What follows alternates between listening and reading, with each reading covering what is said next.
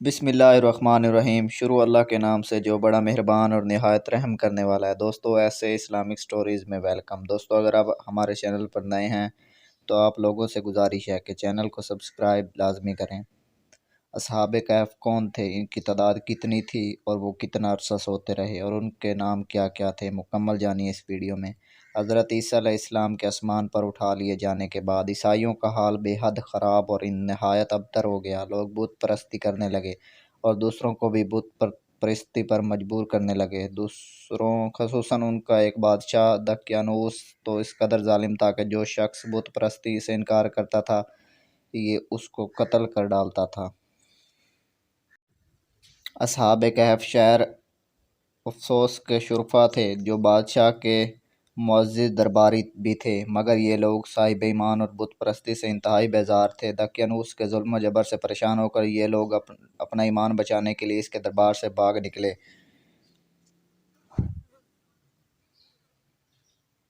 اور قریب کے پہاڑ میں ایک غار کے اندر پناہ گزین ہوئے اور سو گئے، تو 300 برس سے زیادہ عرصے تک کسی جال میں سوتے رہے۔ دقیانوس نے جب ان لوگوں کو تلاش کرایا اور اس کو معلوم ہوا کہ یہ لوگ غار کے اندر ہیں تو وہ بے حد ناراض ہوا۔ وہ فرط غیظ و غضب میں یہ حکم دے دیا کہ غار کو ایک سنگین دیوار اٹھا کر بند کر دیا جائے تاکہ یہ لوگ اسی میں رہ کر مر جائیں اور وہی غار ان لوگوں کی قبر بن جائے۔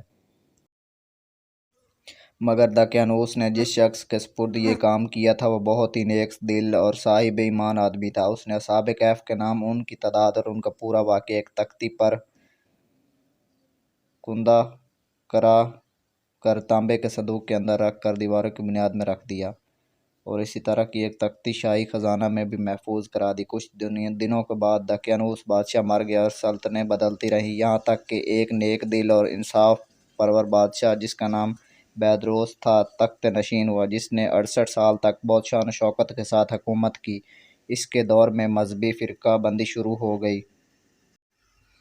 اور بعض لوگ مرنے کے بعد اٹھنے اور قیامت کا انکار کرنے لگے۔ قوم کا یہی حال دیکھ کر بادشاہ رنج و غم میں ڈوب گیا اور وہ تنہائی میں ایک مکان کے اندر بند ہو کر خداوند قدوس عز و جل کے دربار میں نہایت بے قراری کے ساتھ گریہ وزاری کر کے دعائیں مانگنے لگا کہ یا اللہ عز و جل کوئی ایسی نشانی ظاہر فرما دے تاکہ لوگوں کو مرنے کے بعد زندہ ہونے اور اٹھنے اور قیامت کا یقین ہو جائے۔ بادشاہ کی یہ دعا قبول ہو گئی اور اچانک بکریوں کے ایک چراوے نے اپنی بکریوں کو ٹھہرانے کے لیے اسی غار کو منتخب کیا اور دیوار کو گرا دیا۔ دیوار گرتے ہی لوگوں کی ایسی ہیبت اور دہشت سوار ہو گئی کہ دیوار گرنے والے لرزہ براندام ہو کر وہاں سے بھاگ گئے اور اصحاب کہف بحکم الہی اپنی نیند سے بیدار ہو کر اٹھے اور ایک دوسرے سے سلام و کلام میں مشغول ہو گئے اور نماز بھی ادا کر لی۔ جب ان لوگوں کو بھوک لگی تو ان لوگوں نے اپنے ایک ساتھی یلمیخا سے کہا کہ تم بازار جا کر کچھ کھانا لاؤ اور نہایت خاموشی سے یہ بھی معلوم کرو کہ دقیانوس ہم لوگوں کے بارے میں کیا ارادہ رکھتا ہے۔ یلمیخا غار سے نکل کر بازار گیا اور دیکھ کر حیران رہ گئے کہ شہر میں ہر طرف اسلام کا چرچا ہے اور لوگ اعلانیہ حضرت عیسیٰ علیہ السلام کا کلمہ پڑھ رہے ہیں۔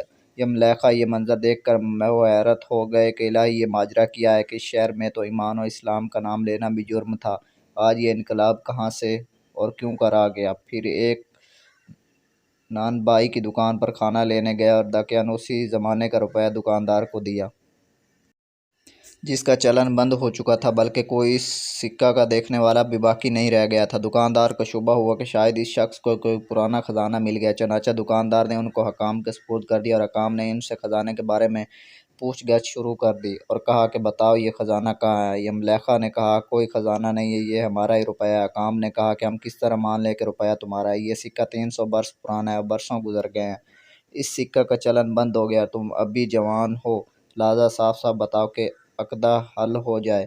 یہ سن کر یلمیخا نے کہا کہ تم لوگ یہ بتاؤ کہ دقیانوس بادشاہ کا کیا حال ہے۔ حکام نے کہا کہ آج روئے زمین پر اس کا کوئی بادشاہ نہیں ہے، ہاں سینکڑوں برس گزرے کہ اس نام کا ایک بے ایمان بادشاہ گزرا جو بت پرست تھا۔ یلمیخا نے کہا کہ ابھی کل ہی تو ہم لوگ اس کے خوف سے اپنے ایمان و جان بچا کر بھاگے ہیں، میرے ساتھی قریب ہی ایک غار میں موجود ہے، تم لوگ میرے ساتھ چلو، میں تم لوگوں کو ان لوگوں سے ملاتا ہوں۔ چنانچہ حکام اور عمائدین شہر کثیر تعداد میں اس غار کے پاس پہنچے۔ اصحاب کہف یلمیخا کے انتظار میں تھے، ان کی واپسی میں دیر ہوتے ان لوگوں نے یہ خیال کر لیا کہ شاید یلمیخا گرفتار ہو گئے ہیں، اور جب غار کے منہ پر بہت سے آدمیوں کا شور و فن ان لوگوں نے سنا تو سمجھ بیٹھے کہ غالباً دقیانوس کی فوج ہماری گرفتاری کے لیے آن پہنچی ہے، تو یہ لوگ نہایت اخلاص کے ساتھ ذکر الہی اور توبہ استغفار میں مشغول ہو گئے۔ حکام نے غار پر پہنچ کر تانبے کا صندوق برآمد کیا اور اس کے اندر سے تختی نکال کر پڑھا تو اس تختی پر اصحاب کہف کا نام لکھا تھا، اور یہ بھی تحریر کہا کہ یہ مومنوں کی جماعت اپنے دین کی حفاظت کے لیے دقیانوس بادشاہ کے خوف سے اس غار میں پناہ گزین ہوئی ہے۔ تو دقیانوس نے خبر پا کر ایک دیوار سے ان لوگوں کو غار میں بند کر دیا ہے۔ ہم یہ حال اسی لیے لکھتے ہیں کہ جب کبھی بھی یہ غار کھلے تو لوگ اصحاب کہف کے حال پر مطلع ہو جائیں۔ حکام تختی کی عبارت پڑھ کر حیران رہ گئے اور ان لوگوں نے اپنے بادشاہ بیدروس کو اس واقعے کی اطلاع دی۔ فوراً ہی بیدروس بادشاہ اپنے امراء اور معاہدین شہر کو ساتھ لے کر غار کے پاس پہنچا تو اصحاب کہف نے غار سے نکل کر بادشاہ سے معائنہ کیا اور اپنی